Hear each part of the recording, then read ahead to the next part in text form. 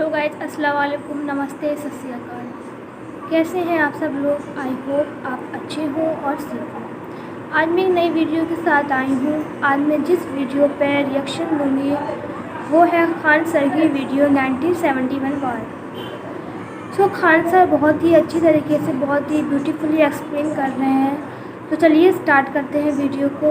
इससे पहले प्लीज़ हमारे चैनल को सब्सक्राइब करें, लाइक करें एंड शेयर करें ताकि आपको ऐसी मोर रिएक्शन वीडियो मिलती रहे। तो चलिए स्टार्ट करें वीडियो। जय हिंद। सबसे पहले एक वार्निंग भैया, पाकिस्तान के लोग इस वीडियो को न देखें तो ही अच्छा है, क्योंकि इस वीडियो में हम बताएंगे कि कैसे हमारे भारत के वीर सिपाहियों ने 2 सैनिकों ने मिलकर पाकिस्तान के 93,000 फौजियों को घुटने टेका दिया था और दुनिया का सबसे बड़ा हार हुआ था और भारत के 2 सैनिक मारे गए थे लोंगेवाला में। हम इस वीडियो में बताएंगे कैसे PNS गाजी को डुबा दिया गया। ये भी बताएंगे कि चाइना पाकिस्तान का इतना बड़ा दोस्त बनता है लेकिन 1971 में क्यों नहीं बचा पाया, न चाइना बचा पाया और ना ही अमेरिका बचा पाया। इस वीडियो में हम A to Z बातें करेंगे। अगर आप इस वीडियो को कंप्लीट देख लेते हैं तो कोई भी पाकिस्तानी की हैसियत नहीं होगी कि आपसे आंखें मिला सके, इसलिए इस वीडियो को देखते रहिएगा। यदि आप राष्ट्रवादी, अगर आप भारतीय हैं तो ही इस वीडियो को देखें। पाकिस्तानी और बाहर के चाइनीज वगैरह लोग इस वीडियो को न देखें, ये उनके लिए एक तरह का वार्निंग है, क्योंकि इसमें हम भारतीय सेना के हर उस वीर गाथा को बताएंगे जो एक हर भारतीय सुनना चाहता है। A to Z उस बातों को बताएंगे। पाकिस्तानी इस वीडियो को क्यों ना देखें तो भैया आप देख लीजिए यहाँ क्यों ना देखें, क्योंकि हम आज चर्चा करने वाले हैं इसकी, और इसका नक्शा किससे मैच करता है आप देख रहे हैं। If you don't believe then go on Google. भाई किससे मैच करता है तो आप तो समझ में आ गया भाई, बुरा नहीं मानिएगा आप लोग। ध्यान से समझिए, जब भारत पाकिस्तान का विभाजन हुआ तो उसी समय पाकिस्तान 2 भाग में था। एक इधर वाला जो एरिया है इसे हम लोग कहते थे पश्चिमी पाकिस्तान, जो मेन पाकिस्तान का एरिया है। और ये जो आज आप बांग्लादेश देख रहे हैं, ये बांग्लादेश नहीं था, बल्कि ये उस वक्त पूर्वी पाकिस्तान था। पूर्वी पाकिस्तान के लोग बंगाली भाषा को बोलते थे। पाकिस्तान के लोग इन लोगों को बड़ा भद्दे मजाक करके बोलते थे, कहते तुम लोग गधे हो, कुछ नहीं जानते हो, किसी काम लायक नहीं हो, यूजलेस हो लोग, तुम लोग छोटे हो, काले हो, मतलब उल्टा सीधा मजाक कर रहे थे। पश्चिमी पाकिस्तान के लोग इधर के लोगों को पसंद नहीं करते थे। हो गया नहले पे दाला 1970 में। 1970 में इस पूर्वी पाकिस्तान के शेख मुजीबुर रहमान चुनाव जीत गए और वो यहाँ के प्रधानमंत्री के पद के चुनाव जीत गए। अब यहाँ की आर्मी ने क्या किया, उनको शपथ ही नहीं दिला रहे थे। इसलिए 70 के चुनाव जीतने के बाद शेख मुजीबुर रहमान जब देखे कि ऐसा है तो उन्होंने अपना भाषण दिया 7 मार्च को और कहा कि अब हम इस पूर्वी पाकिस्तान को एक अलग देश बनाएंगे जिसका नाम रहेगा बांग्लादेश। इस भाषण के वजह से आर्मी ने, पाकिस्तान की आर्मी ने 25 मार्च 1971 को गिरफ्तार करके अब पश्चिमी पाकिस्तान में अरेस्ट करके बंदी बनाकर रख दिया और यहाँ पर जुल्म करना चालू कर दिया। कहाँ पर भाई? तो पूर्वी बंगाल में, पूर्वी पाकिस्तान में, पूर्वी बंगाल में नहीं, पूर्वी पाकिस्तान में इन्होंने जुल्म करना चालू कर दिया। शेख मुजीबुर रहमान के गिरफ्तारी के विरोध में यहाँ मुक्ति वाहिनी नाम कर एक विद्रोही गुट तैयार हो गया था। लेकिन पाकिस्तान के, पश्चिमी पाकिस्तान के लोगों ने इस पूर्वी पाकिस्तान पे इतना भयानक जुल्म किया कि इस पूर्वी पाकिस्तान में, इस पश्चिमी पाकिस्तान के लोगों ने यहाँ पर 30 लाख लोगों को कटवा दिया। 30 लाख लोगों को कटवा दिया। 4 लाख महिलाओं का बलात्कार कर दिया। अपने देश के 4 लाख औरतों का रेप किया यहाँ पे। इतना भयानक वो दृश्य है कि अगर हम उसको YouTube पे दिखा देंगे ना तो YouTube हमारे ऊपर क्लेम करेगा, भैया आप ये सब इतने भयानक दृश्य नहीं दिखा सकते। आप अंदाजा लगाइए इनकी क्रूरता का। ये अपने देश पर इतना भयानक जुल्म कर रहे हैं। इतना भयानक जुल्म किया इन लोगों ने कि शेख मुजीबुर रहमान की गिरफ्तारी के बाद इस जुल्म का नतीजा ये हुआ कि अप्रैल 1971 तक भारत में यहाँ से लोग भाग के आ गए कि भैया हम जिंदा रहेंगे तब तो। और यहाँ 10 लाख लोग भारत में आ गए शरण लेने के, भैया हमको बचाइए। तो इंदिरा गांधी जानती थी कि जब तक यहाँ शांति नहीं होगा तब तक ये लोग वापस नहीं जा सकते थे और शांति का एक ही था कि यहाँ पे घुस के इनको मारा जाए ताकि ये पश्चिमी पाकिस्तान वाले लोग यहाँ पर सुधर सके। तो इंदिरा गांधी ने इसके लिए बात की जनरल फील्ड मार्शल मानेकशॉ से। उन्होंने सेना प्रमुख मानेकशॉ से कहा, सैम मानेकशॉ से, कि आप अभी युद्ध कीजिए, हम आदेश देते हैं आप अभी युद्ध कीजिए बांग्लादेश पे, हम अपने पड़ोसियों को इस तरह मरते नहीं छोड़ेंगे, आप इस पे हमला कीजिए। उस समय ये पूर्वी पाकिस्तान था। मानेकशॉ ने कहा कि ना हम हमला नहीं करेंगे। कही अरे क्यों? कहा कि आप महीना देख रही हैं, अप्रैल का महीना है। अप्रैल के महीने का मतलब बरसात का दिन सर पे है और बरसात के समय पूरब का हाल क्या होता है, एकदम भयानक बाढ़ आ जाती है। और उन्होंने एग्जाम्पल भी दिया कि सिकंदर की फौज भी हाथी लेके आई थी और कीचड़ में फंस गई थी कि अगर यहाँ हम लड़ जाते हैं तो यहाँ बरसात रहेगा, हम यहाँ उलझ जाएंगे, ये एरिया सूखा रहेगा, चाइना का ऊपर से एरिया सूखा रहेगा, ये हमला कर देंगे, हमको 3 ओर से लड़ाई लड़ना पड़ेगा। मानेकशॉ ने इंदिरा गांधी से कहा कि आप 2-3 काम कर लीजिए। कब तक के लिए कि नवंबर तक हम लोग युद्ध नहीं करेंगे, लेकिन अप्रैल से नवंबर के बीच में हम अपने सैनिकों को इस एरिया में लड़ने के लिए ट्रेनिंग दे सकते हैं, मुक्ति वाहिनी उसको हम ट्रेनिंग दे सकते हैं। और इसी में 1971 में हमारी जो थी भारत और रूस की एक समझौता पर हस्ताक्षर हो गया। अब हम लोगों ने पाकिस्तान को एक बारूद के ढेर पर बैठा दिया था। इंतजार था तो इस बात का कि उस बारूद में एक चिंगारी की और पाकिस्तान तबाह हो जाता। इत्तेफाक देखिए, उस बारूद के ढेर पर खुद चिंगारी जलाई पाकिस्तान ने। कैसे, तो समझिए कैसे। हम लोग का था कि इधर हम लोग ऑफेंसिव हो जाएंगे, मतलब इधर भयानक हमलावर हो जाएंगे, और इधर हम लोग डिफेंसिव रहेंगे, मतलब इधर कम हमला करेंगे, ताकि हम लोग का मेन मकसद पाकिस्तान से युद्ध नहीं था। हमारा मेन मकसद था हमारे अपने बांग्लादेशी भाइयों पर जो जुल्म हो रहा था, जो उनकी बहनों को रेप हो रहा था, इतना भयानक किया था वहाँ पर पाकिस्तानियों ने कि बाप के सामने बेटी का रेप करते थे और उसके बाद बाप को मार के कहते थे तू भी रेप कर। इतना मतलब मानवता पूरी खत्म कर दिया गया वहाँ पर। तो भारत ने कहा कि इधर हम डिफेंसिव रहेंगे। पाकिस्तान को ये खबर लग गई कि भारत ना इधर कमज़ोर है। अरे भैया, इधर हम कमज़ोर थोड़ी हैं, इधर कम सैनिक रखे हैं और इधर हम भयानक रखे हैं, तो इसका मतलब ये थोड़ी है कि हम कमज़ोर हो जाएंगे। भैया कहा जाता है ना कि सोनार के घर का कचड़ा भी बनिया के बादाम से महंगा बिकता है। देखिए, हम लोग ठंडी का इंतजार ही कर रहे थे कि पाकिस्तान ने गलती कर दिया। उसने 3 दिसंबर को अचानक हमला कर दिया श्रीनगर पे, पठानकोट पर, चंडीगढ़ पर, यहाँ पर आगरा हवाई अड्डे पर तबातोड़ हमला कर दिया। एयरफोर्स का इतना भयानक हमला पाकिस्तान का भारत पर हुआ कि भारत देखते रह गया। धड़ धड़ पाकिस्तान की जहाजें एंट्री मार गई सब भारत में, उसकी एयरफोर्स एंट्री कर दी। इतना भयानक हमला था, इतना भयानक कि भारत का एक भी सैनिक नहीं मरा। समझ रहे ना कितना भयानक हमला था। अरे भाई, आप यहाँ पर घुस जाएंगे हमारे देश में तो क्या हो जाएगा भैया, मूस मोटइयन लोढ़ा हुईन, हाथी घोड़ा थोड़े हुईन। भारत तो इसी का इंतजार कर रहा था। देहात में कहावत कहा जाता है कि रोए के रानी तले अखिए खुदा गई। भैया, हम प्लाने कर रहे थे कि हमला करने के लिए कि आप हमारे पे हमला करिए दीजिए। अब विश्व का भी दबाव नहीं आएगा हमारे ऊपर कि भैया हमला तो आपने किया है, अब हम लोग छोड़ेंगे नहीं। भारत एकदम दृढ़ निश्चय कर लिया। इसी बीच पाकिस्तान को एक खतरनाक खबर लग गई। क्या थी खबर भाई? तो देखिए, पाकिस्तान को खबर लगी कि भारत की ज़्यादातर फौज इस पूर्वी पाकिस्तान की ओर डिप्लॉयड है और यहाँ राजस्थान के जैसलमेर जिला में एक जगह है लोंगेवाला। उस लोंगेवाला में केवल और केवल 120 फौजी हैं। और अगर पाकिस्तान ने सोचा कि 120 फौजियों को हम रातों रात मार देते हैं तो उस समय एयरफोर्स रात में लड़ाई नहीं कर सकती थी, इसलिए इन्होंने लोंगेवाला में एंट्री मार दी। पूरी भयानक टैंक लेकर, फौज लेकर, इन्फेंट्री लेकर, और उसको वो लोग लोंगेवाला में घुसने के लिए चल दिए। और लोंगेवाला में भारत के पास केवल 120 सिपाही थे, केवल 120, और उन पर वो हजारों की संख्या में टूट पड़े। लेकिन घबराना नहीं चाहिए, क्योंकि चींटियां तादाद में कितनी भी क्यों ना हो जाएं, गन्ना घसीट के नहीं ले जा सकती हैं। लोंगेवाला में जो ड्यूटी थी उस समय कुलदीप सिंह चांदपुरी जी का। कुलदीप सिंह चांदपुरी सरदार हैं, आप देखे होंगे बॉर्डर मूवी में इनका रोल सनी देओल ने किया है। अब ये कुलदीप सिंह, ये भैया पंजाबी सिख, अब ये लोग 1.25 लाख से नीचे कुछ सोचते ही नहीं है। चिड़िया नू में बाज लड़ावा, गिदड़ नू में शेर बनावा, और 1.25 लाख नू एक लड़ावा, तब गोविंद सिंह नाम रखावा। खबर आया कि आपसे जो लड़ने आ रहे हैं ना पाकिस्तान की ओर से, वो ब्रिगेडियर तारिक मीर आ रहा है। उसके पास टैंक है, 2800 फौज है, बहुत ही तेज रफ्तार से आ रहा है।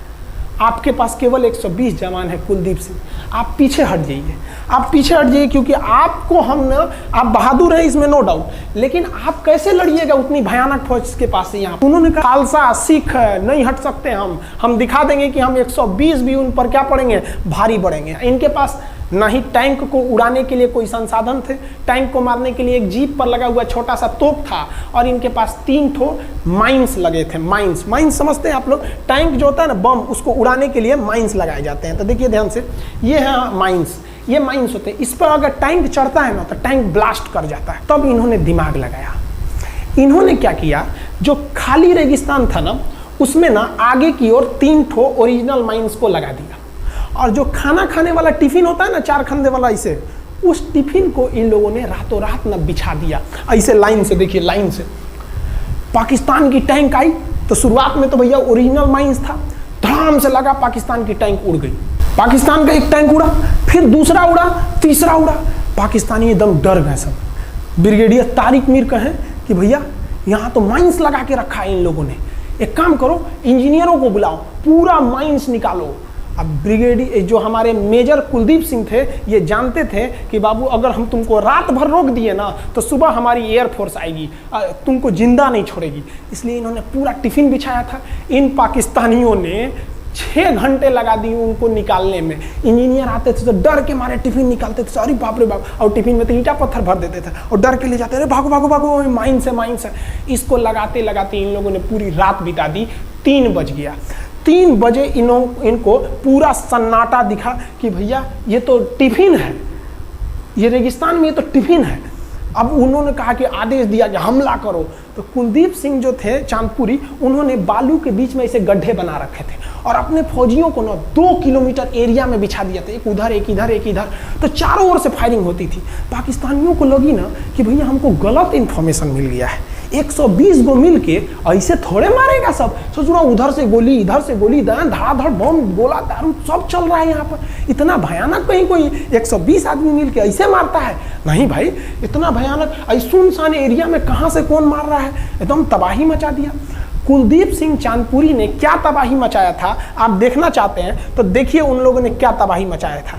ये है पाकिस्तान का टैंक, ये धज्जी उड़ गया था टैंक का, थुथुर तोड़ दिया इसका यहाँ पे। ये देखिए टैंक का, पाकिस्तानी देख रहे हैं कि भैया सब चक्का उक्का फेंका गया। बताइए ये चांदपुरी साहब कैसा करना चाहिए? ये कोई वीडियो गेम खेल रहे हैं, मार के धज्जी उड़ा दिया। अरे पाकिस्तान बच्चा है, अपने बच्चा है, बिगड़ गया, आराम से मारिए। ऐसे एकदम धज्जी उड़ा दिए हैं बेचारा सबको। पाकिस्तान के टैंक को धज्जी उड़ा के उस पर भारतीय सैनिक खड़ा होकर फोटो खिंचवा रहा था। फोटो खींच, उस समय सेल्फी नहीं था ना, तो आगे से फोटो खींचना, फोटो खींचे यहाँ पे, आने वाली पीढ़ियों को ये प्रेरणा देगी। बताइए इतना सुंदर गाड़ी लेके आया था पाकिस्तान मारने के लिए, हाँ बेचारा ऐसे मारा जाता है?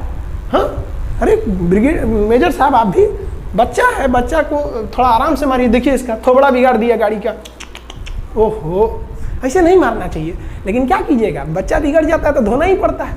ये हाल कर दिया रात भर में, सोचिए रात में इतना बुरा मारा, दिन में दिखता तो कुछ डाल रहा, पूरा एकदम भयानक तबाही मचा दिया मेजर कुलदीप सिंह चांदपुरी ने। इनके आगे कौन खड़े थे? ब्रिगेडियर पाकिस्तान के ब्रिगेडियर साहब। ब्रिगेडियर साहब को कहने लगी भैया ये तो बहुत बुरा मार रहा है सब।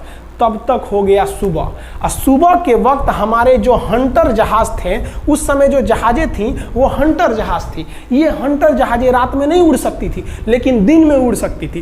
रात भर तक कुलदीप सिंह चांदपुरी ने ऐसा कूचा पाकिस्तानियों को, इतना कूच दिया कि भोर हुआ तो बाकी का कसर पूरा कर दिया हमारे हंटर विमानों ने। ये हंटर विमान जब आए सब तो इतना भयानक तबाही मचाए सब पाकिस्तान के जहाज़ों का कि आप हुलिया देखेंगे ना, पाकिस्तान के टैंक का ऐसे पड़ गया, ये सब टैंक पूरा तबाह हो गया, सब पूरी तरह ध्वस्त हो गया इतनी भयानक युद्ध में। 3 तारीख को पाकिस्तान ने हमले की शुरुआत की और ये 4 तारीख का शकल देखिए पाकिस्तान का। इतना भयानक धज्जी उड़ा दिया पाकिस्तान का जिसका कोई हद नहीं। पाकिस्तानियों को दुम दबा के भागना पड़ा। ब्रिगेडियर साहब भागे, कहें कि भाग भैया न तो ये सब जान ले लेगा सब। हम लोगों ने पाकिस्तान के टैंकों को अपने यहाँ रख लिया है म्यूजियम में। आज भी जाके देखिएगा ना तो इन टैंकों को डर के मारे पाकिस्तानी छोड़ के भाग गए कि भागो भाई यहाँ पर। ये 120 जवानों का जलवा था। और पाकिस्तानी कहते हैं कि हिंदुस्तान के लोग क्या लड़ेंगे। अरे भैया हम चीन पे वीडियो बनाए थे, आप पे नहीं बनाए थे, जो आप लोग हम लोग को बोल रहे थे कि पाकिस्तान हिंदुस्तानियों की औकात नहीं। देखिए अभी हम आपको औकात दिखाते हैं आपकी। ये आपका टैंक है, आके ले जाइए, हिम्मत है तो लेके जाके दिखाइए यहाँ पर। हाल तो ये हो गया था ना कि हम लोगों ने जो पाकिस्तानियों की जान ली थी ना, डर के मारे वो लाश उठाने नहीं आए थे, लाश को गिद्ध खा गए थे सब। हम लोग बोल रहे थे कि भैया हम गोली नहीं चलाएंगे, लाश लेके चल जाओ। हम नहीं जाएंगे, तुम लोग रेगिस्तान को कब्रिस्तान बना दिए हो। रेगिस्तान को कब्रिस्तान हम लोग हमला करने आए थे, शुरुआत तो तुमने किया था यहाँ पे। तो ये गिद्ध खाए थे सब, सफाई उफाई का काम ये किए थे सब। अब पाकिस्तान हम लोग को धमकी देता है, आज भी वो नहीं सुधरे हैं। आज भी हमने जो चाइना पे वीडियो बनाया था उस पर वो हमको धमकी देता है कि भारत की आर्मी कुछ नहीं कर सकती। अरे भैया आप सोचिएगा भी मत, अभी के समय में तो मत सोचिएगा। जानते हैं क्यों? देख लीजिए इधर अभी कौन बैठा है भारत में, समझ में आ रहा है? आप लोग तो पहले पाकिस्तान वाले लोग इस बात पर रिसर्च कीजिए कि इनमें ज़्यादा खतरनाक कौन है आपके लिए। हमको तो यही ज़्यादा खतरनाक लगते हैं भाई, समझ में आया आप लोग को? तो अभी देखिए ध्यान से, यहाँ पर पाकिस्तान ने जो हार हुई थी लोंगेवाला में, ये हार में पाकिस्तान की तो कमर टूटी और पाकिस्तान का पूरा मनोबल टूट गया कि ससुरा 120 गो मिल के ऐसे कैसे धो दिया सब। बताइए इतना भयानक धो जाता है। तो ये शुरुआत तो इन्होंने किया 3 तारीख को, 4 तारीख को हमने धो दिया। अब बचा नेवी कही कि भैया आर्मी को मौका दिए, एयरफोर्स को मौका दिए। रात में आर्मी धोई, सुबह में एयरफोर्स धोई, हम नहीं धोएंगे क्या? हम भी धोएंगे। नेवी कब पहुंची? 5 दिसंबर 1971 को कराची पहुंच गई। और कराची में जब पहुंची ना तो कराची को तबाह कर दिया। इतना भयानक बम्बार्डमेंट किया कराची पर कि कई दिन तक कराची बंदरगाह पर आग लगा था। और कराची बंदरगाह को तो उन्होंने ऐसा धज्जी उड़ाया जिसे लग रहा था सिंधु सभ्यता बना दिया उनको। तो पाकिस्तान की, पश्चिमी पाकिस्तान का कमर टूट गया। पाकिस्तान वालों ने कहा कि ससुरा सब बोल रहा था कि हम इधर डिफेंसिव है, यानी ज़्यादा हमला नहीं करेंगे, ज़्यादा हमला इधर करेंगे। ससुरा इधर कैसे मार रहा होगा सब, अभी इधर भी बताते हैं कैसे मारा सब। ये कराची पहुंच गया। आप देखेंगे क्या हाल किया था सब कराची पे। कराची में जब मारा गया था ना इन पाकिस्तानियों को, तो ये पाकिस्तानी भाग गए थे सब ग्वादर में। ये ग्वादर भाग गए। अभी इनसे ग्वादर भी जाने वाला है, पूरा राज्य चला जाएगा इनसे, बलूचिस्तान। छुप के गए थे लोग ग्वादर बंदरगाह पे। अगर हम झूठ बोल रहे हो तो आप खुद पता कीजिएगा अपने यहाँ के इतिहास में भाई, हिंदुस्तान। ये ग्वादर बंदरगाह पे छुप गए थे सब। आप देखिए कराची का क्या हाल हुआ था उस समय। हमारे एयर नेवी ने क्या हाल किया था। पाकिस्तान का जितना जहाज बस मिल जाए कि भैया ये जहाज किसका है, तो भैया जब पता चले कि भैया ये जहाज पाकिस्तान का है, ये हाल हो जा रहा था जहाज का। यहाँ देख लीजिए इनका पूरा ध्वस्त का। भैया ऐसे मारा जाता है? हाँ, अरे भाई बच्चा को बच्चा की तरह मारना चाहिए। इंडिया की नेवी ने भी हद कर दिया। बताइए इस तरह मारा जाता है? हाँ, यहाँ देख लीजिए पूरा का पूरा धज्जी उड़ा दिया इन लोगों को। अरे भाई बच्चा है, बिगड़ गया है तो थोड़ा सा आराम से ना मारिएगा। कि देख रहे हैं इस तरह से मारा पूरा पाकिस्तान के। कराची बंदरगाह उड़ गया। तो पाकिस्तान का तो इधर से तो पूरा का पूरा धज्जी उड़ा दिया। अभी शुरुआत हुए युद्ध के केवल 2 दिन हुए हैं। आप दिल थाम के रखिए, अभी युद्ध लंबा चलने वाला है। 3 दिसंबर को स्टार्ट किए, 4 दिसंबर को हम लोग लोंगेवाला धो दिए, अब 5 दिसंबर को कराची। अब पाकिस्तान ने ना भारतीयों को तबाह करने के लिए, भारत का सबसे खतरनाक जहाज था INS विक्रांत। INS विक्रांत को बर्बाद करने के लिए ना इसने यहाँ से भेज दिया INS PNS गाजी को। गाजी एक पनडुब्बी थी, उसको आदेश दिया गया कि जाके मार के आओ। किसको? विक्रांत को। क्योंकि अगर विक्रांत जहाज डूब जाता तो वाकई उस समय हमको युद्ध जीतने में बहुत दिक्कत आ जाती। तो ये गाजी कैसे डूबा, इसको हम लोग एक खराब जहाज से मार दिए। तो अब इधर समझते हैं कि जब उधर इतना भयानक धोए तो इधर कितना बुरा धोए होंगे, इसको बारे में हम लोग समझते हैं। भारतीय सेना अब पूरब की ओर क्या क्या काम की, इसको ध्यान से समझिए। ये मुक्ति वाहिनी जो थी बांग्लादेश की, वो अंदर ही पाकिस्तानी फौजियों को मार रही थी गली कुची में दौड़ा दौड़ा के। क्योंकि इन पाकिस्तानी फौजियों ने वहां पर रेप किया, मर्डर किया और इनका साथ दे रही थी इधर से हमारी इंडियन आर्मी और ऊपर से हमारा एयरफोर्स। ये तबाह कर दिए थे, इनको भागने के लिए भी जगह नहीं था। और इसी में इनका सबसे बड़ा सरदर्द बन गया था इंडियन नेवी। क्योंकि इनको जो मदद थी, देखिए ये पूर्वी पाकिस्तान है, इनको मदद जब भी मिलेगी तो इधर से ही मिलेगा। अब बताइए यहाँ से तो कोई जाएगा नहीं, बेवकूफ़ भी नहीं होगा जो इधर से मदद करने जाएगा। रास्ते में ही एयरफोर्स मार के गिरा देती थी, ट्रक वगैरह जाएगा नहीं। तो नेवी से ये इन लोग मदद देते थे। भैया यहाँ पे जो इनके फौजी लड़ रहे थे उनको खाना पीना भी खत्म हो गया था। अब इनको बर्बाद कर दिया भारत। INS विक्रांत। INS विक्रांत उस समय का बहुत बड़ा जहाज था इस साउथ एशिया के देशों का। और यहाँ से उस इतना बड़ा जहाज था कि उसके ऊपर से लड़ाकू जहाजें उड़ती थी। वो एयरफोर्स यहाँ से भी बम मारता था, मिसाइलें मारता था, ऊपर से लड़ाकू जहाजें और हेलीकॉप्टर छोड़ देता था, जो ताकि मुक्ति वाहिनी को कोई दिक्कत ना है। मुक्ति वाहिनी मारती थी और आर्मी पूरी तरह से उसने यहाँ से हमारा विक्रांत ने चटगांव बंदरगाह को तबाह कर दिया। अब बांग्लादेश का देखिएगा वर्तमान में, उस समय तो पूर्वी पाकिस्तान था, ये चटगांव उस समय पाकिस्तानी आर्मी नेवी का एक बहुत बड़ा केंद्र था। इधर हम लोग ने उड़ा दिया कराची, इधर उड़ा दिया हम लोग ने चटगांव। अब मुक्ति वाहिनी को कोई खास दिक्कत नहीं आ रहा था। अब पाकिस्तान ने कहा कि कि हर हाल में इस विक्रांत को बर्बाद करो। देखिए ये विक्रांत है, विक्रांत जहाज जो था इस पे से इसके ऊपर देखिए आपको लड़ाकू जहाजें दिखेगी। पीएनएस गाजी को क्या आदेश दिया गया था भाई कि तुमको जाना है और इस विक्रांत को बंगाल की खाड़ी में जाने के बाद इसी में डुबा देना है। अब पाकिस्तान वालों का इतना दिन तो अच्छा था नहीं, भारतीय खुफिया एजेंसी को पता चल गया कि पाकिस्तान की पनडुब्बी वो समुद्र के अंदर अंदर चलती है, उसको साइलेंट किलर कहा जाता है। पाकिस्तान की पनडुब्बी चल दी है पश्चिमी पाकिस्तान से बंगाल की खाड़ी की ओर, ये अरब सागर से बंगाल की खाड़ी की ओर चल दिया। अब विक्रांत को बचाना हर हाल में जरूरी था, इसलिए हम लोग विक्रांत को छुपा दिए, मतलब थोड़ा सेफ्टी दे के रखने लगे। और इस पीएनएस गाजी जो था, पीएनएस गाजी को देखेंगे, पीएनएस का मतलब था पाकिस्तानी नेवल शिप, पीएनएस गाजी, ये मारने आ गया किसको? विक्रांत को। इस पीएनएस गाजी को अगर कोई मार के डुबा सकता था तो वो था आईएनएस राजपूत। लेकिन ये जो आईएनएस राजपूत आप इमेज में देख रहे हैं, ये उस समय समस्या क्या था इस आईएनएस राजपूत के साथ, क्योंकि इसके इंजन में कुछ खराबी आ गई थी और ये बिगड़ गया था, और बिगड़ के इसको विशाखापट्टनम पे बनाया जा रहा था, रिपेयर किया जा रहा था, इंजन ही गड़बड़ हो गया। तो भारतीयों का यहीं पे दिमाग काम आया। भारतीयों ने सोचा क्यों ना हम पीएनएस गाजी को खुद बुला के लाएं, कहाँ पर? विशाखापट्टनम पे। तो लोगों ने कहा कि भैया ये आएगा विशाखापट्टनम में, क्या आईएनएस राजपूत हमको मार दो? तो कहा कि नहीं, देखिए कैसे आएगा। भारतीयों को पता था कि हिंदुस्तान में पाकिस्तानियों के कुछ ना कुछ जासूस होंगे और वो पाकिस्तान को पल पल की खबर दे रहे होंगे। भारतीयों ने क्या किया, आईएनएस विक्रांत के जितने भी अधिकारी थे उनसे कहा कि आप लोग अपने अपने घर फ़ोन कीजिए कि हम विशाखापट्टनम आ रहे हैं, तुम लोग हमको छुट्टी मिला है, विशाखापट्टनम में 10 दिन रुकेंगे, हमारे लिए तुम लोग खाना पीना अच्छा से बनाओ। लड़कों से उन लोगों को खबर खिला दिया। विशाखापट्टनम में जितने मछुआरे थे उनको कहा गया कि आप लोग हट जाइए, बहुत बड़ा जहाज आने वाला है, बहुत बड़ा जहाज विक्रांत आ रहा है, यहाँ पे आप लोग खाली कर दीजिए, आईएनएस विक्रांत आ रहा है। यहाँ पर क्या किया गया, ऑर्डर दिया गया, बहुत सारे फल सब्जी अंडा ब्रेड, कि भैया ये इतने बड़े जहाज के लिए जा रहा है, 6 महीने का खाना चाहिए। ये खबर आग की तरह फैल गई पाकिस्तानियों को। अब पाकिस्तान में खबर लग गई कि भैया आईएनएस विक्रांत यहाँ नहीं है, आईएनएस विक्रांत विशाखापट्टनम पे है। अरे बकलोलवा, विशाखापट्टनम पर पीएनएस गाजी की मौत यमराज इंतजार कर रहा था, आईएनएस राजपूत। ये गधा जो था पीएनएस गाजी, ये मुड़ गया किधर की ओर? विशाखापट्टनम की ओर। और विशाखापट्टनम पर चुपचाप शांति से खड़ा हुआ जहाज आईएनएस राजपूत इंतजार कर रहा था, तो पानी के अंदर अंदर आओ। ये अभी बाहर निकला हुआ है, पानी के अंदर रहती है। और आईएनएस राजपूत देखा कि ये आ रहे हैं, वो आईएनएस राजपूत को मारता कि इससे पहले ही आईएनएस राजपूत मार के तबाह कर दिया पीएनएस गाजी को। पीएनएस गाजी पर को डूबने के बाद पाकिस्तान को बहुत बड़ा सदमा लग गया।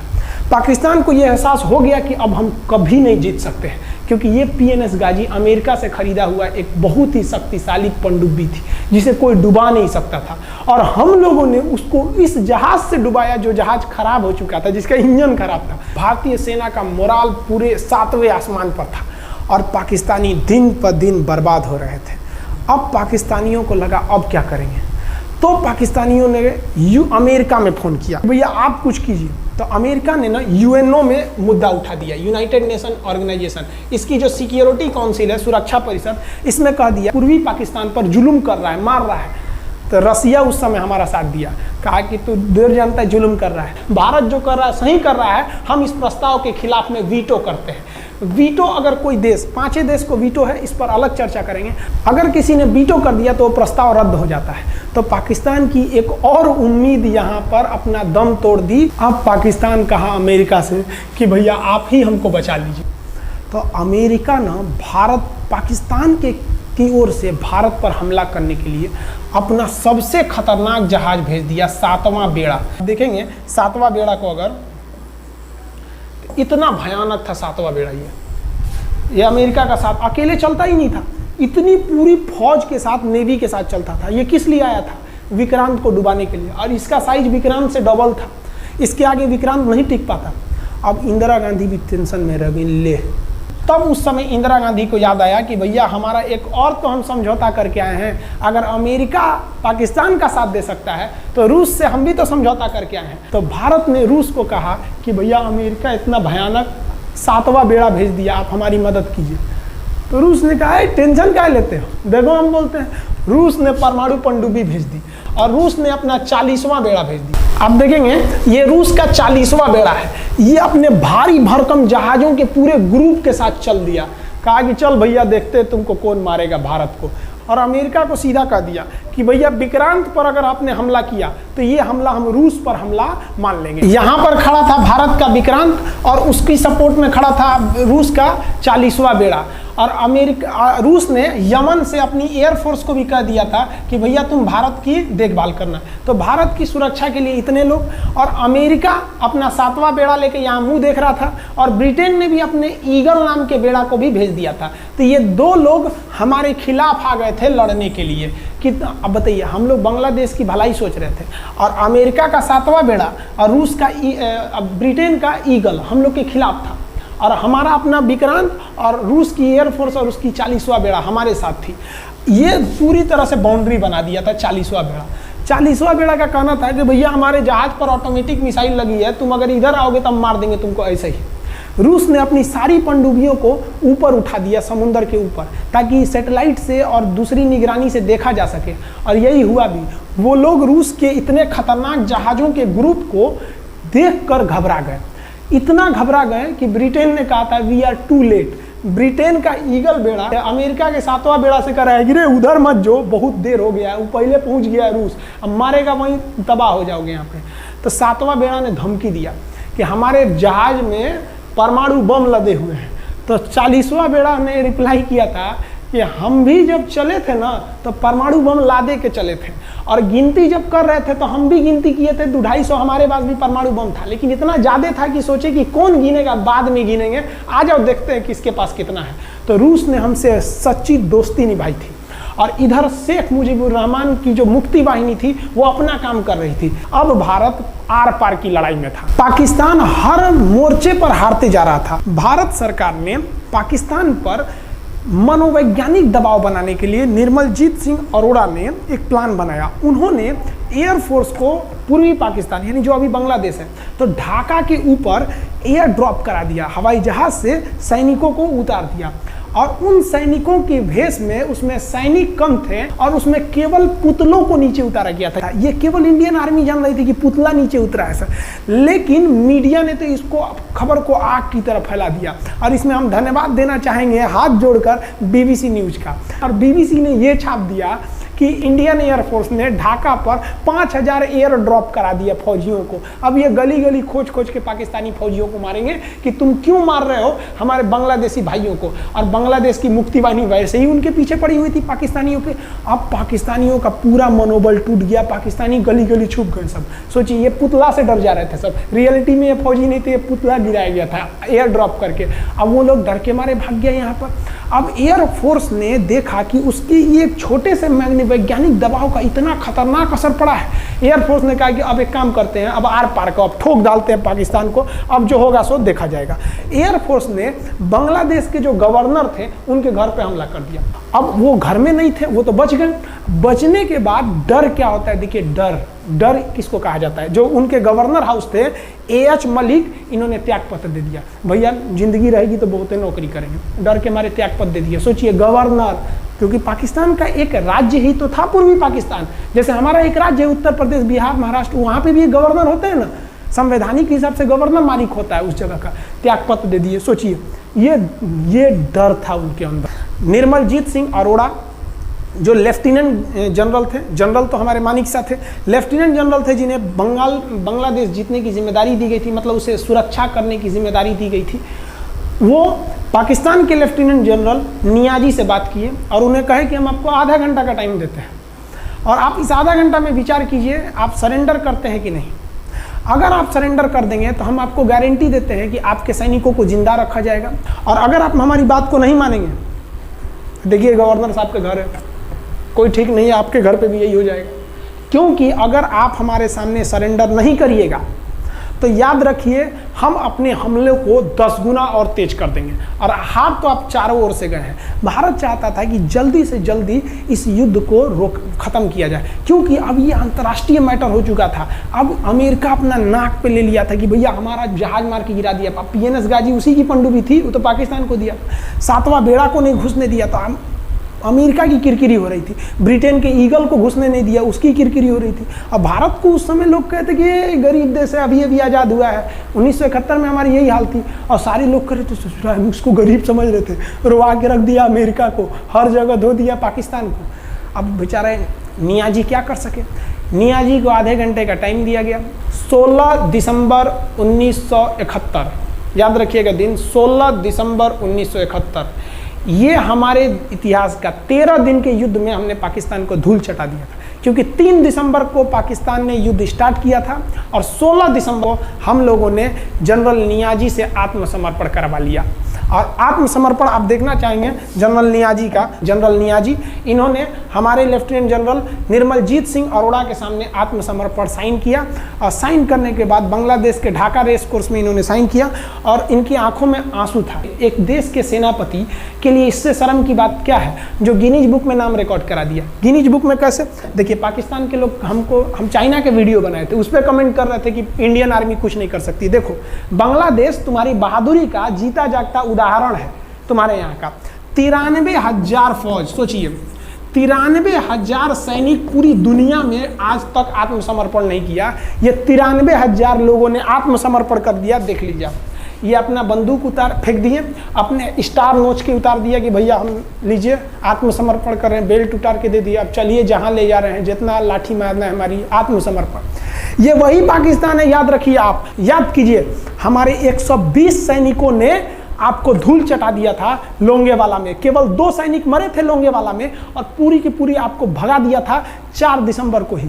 और आप याद कीजिए, बहुत बहादुर बनते हैं ना, 93,000 फौज आपकी हार के गई है यहाँ से। इतना बड़ा हार दुनिया में आज तक कहीं का नहीं हुआ है। 93,000 सैनिक सरेंडर करके गए हैं भारत के सामने से। क्या बात कीजिएगा आप हमारे सामने।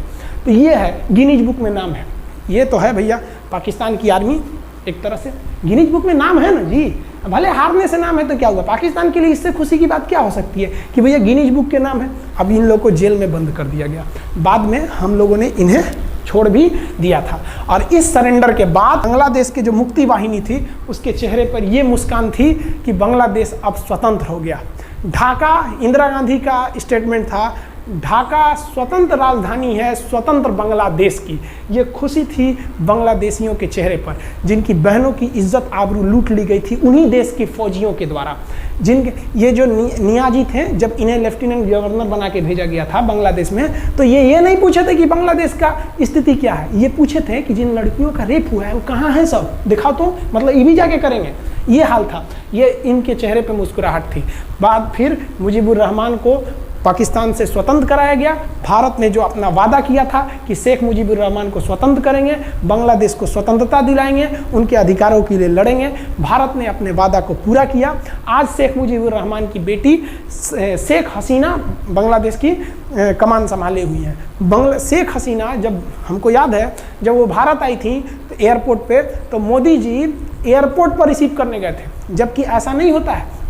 शायद ही बांग्लादेश की प्रधानमंत्री को पूरी दुनिया में कोई बड़े देश का राष्ट्रपति रिसीव करने जाए, प्रधानमंत्री रिसीव करने जाए। तो भारत अपने पड़ोसियों का इतना ख्याल रखता है, चाहे वो नेपाल हो, भूटान हो, सबके साथ। अभी हाल फिलहाल में नेपाल के लोग थोड़ा गुस्सा हैं लिम्पियाधुरा काला पानी को लेके, लेकिन ऐसा नहीं है कि हमारा नेपाल के साथ कोई खराब रिश्ता है। हमारा नेपाल के साथ रोटी और बेटी का रिश्ता है। बांग्लादेशियों के साथ हमारा बहुत ही अच्छा संबंध रहा है। आज हमारे बांग्लादेश के साथ बहुत ही मधुर संबंध है। और बांग्लादेश को जो पाकिस्तान के लोग कहते थे ये किसी काम लायक नहीं है, ये वाले भाई लोग पाकिस्तान से आगे निकल गए। आज इनका मलमल का कपड़ा, जूट और पाम ऑयल पूरी दुनिया में फेमस है। जहाज़ों के मरम्मत में, मतलब जहाज के रिपेयरिंग में बहुत आगे निकले हैं बांग्लादेश के लोग। आई होप आप समझ गए होंगे। इस युद्ध के बाद अगर भारत चाहता तो भारत पाकिस्तान के पश्चिमी भाग को भी कब्जा कर लेता, क्योंकि यहाँ तो हम लोग हराए ही थे। उनके 93,000 फौज तो हम लोग जिंदा पकड़ लिए थे। हम उन्हीं को कह देते बंदूक लगा के कि कश्मीर खाली करो, हमारा यहाँ से वापस जाओ।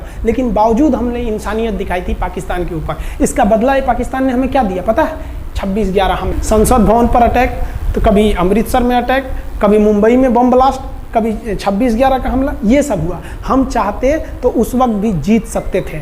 ये पाकिस्तान वाले आप जो कहते हैं कि हम बहुत बहादुर हैं, भारतीय सेना हमारा क्या कर सकती है, तो भारतीय सेना की रहमो करम पर आप लोग जिंदा थे, वरना 1972 में ये जो सेना थी ना, 71 में, आप लोग को कहीं का नहीं छोड़ती। आप हिंदुस्तान के व्यूवर्स आप लोगों से भी कहते हैं कि एक लाइक तो बनता है इस सैनिकों के लिए, हमारे लिए नहीं, हमारे इस चैनल के लिए। कभी नहीं कहेंगे कि Khan GS research centre channel को आप सब्सक्राइब करिए, लाइक करिए, हम ये कभी नहीं कहते हैं। लेकिन हम ये जरूर कहते हैं कि आज एक लाइक बनता है हमारे इन वीर सिपाहियों के लिए जो आज भी सेना के लिए डटे हुए हैं। और ये पाकिस्तान इस पर कमेंट करते हैं। हम आप भारतीयों से कहते हैं, आप हिंदुस्तानी हैं तो इस वीडियो को जितना से ज़्यादा शेयर करना है आप शेयर कीजिए, ताकि आपके बच्चों तक को ये पता चल सके कि हमारे सैनिक कितने बहादुरी हैं, कितने बहादुरी से लड़े थे हमारे सैनिक, कितने बहादुर हैं। और इस वीडियो को आप इतना शेयर कीजिए कि पाकिस्तान तक पहुंचे और वहां का बच्चा इस वीडियो को देखे, ताकि उनके अंदर भारतीय सेना का जो डर है वो बैठे।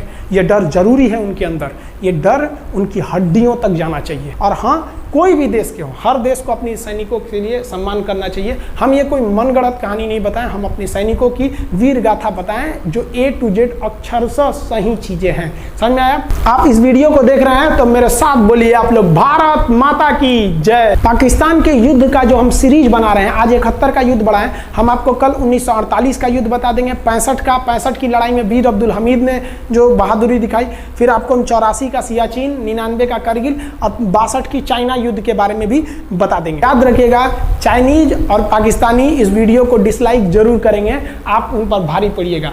ये वीडियो आप संभाल के रखिएगा, अपनी पीढ़ियों को दिखाइएगा कि हमारी सेना कितनी बहादुर थी। एक सैल्यूट हम अपने वीर जवानों के लिए। जय हिंद। हम बहुत ही सौभाग्यशाली हैं जो ऊपर वाले ने हमें हिंदुस्तानी बनाया। I proud to be Indian. जय हिंद।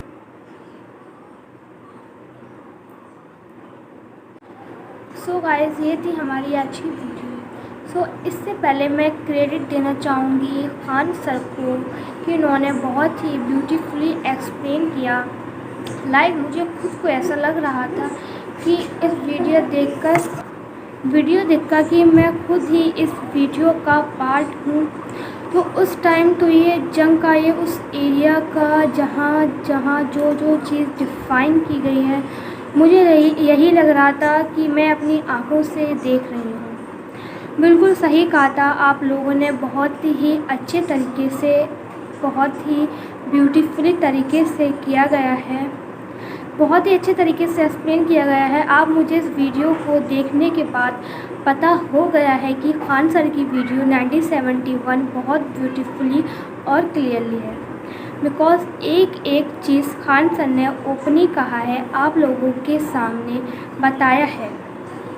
मैं अगर एक एक चीज़ को दोबारा डिफ़ाइन करूं तो वीडियो बहुत लंबी हो जाएगी, और वैसे ही वीडियो बहुत लंबी है, तो मैं इस तमाम वाक्यों को समाप्त करूँगी इस तरीके से कि इंडिया का जो वीडियो देखने के बाद समझ में आ गया, इंडिया को ऐसा पाकिस्तान के साथ जंग नहीं था।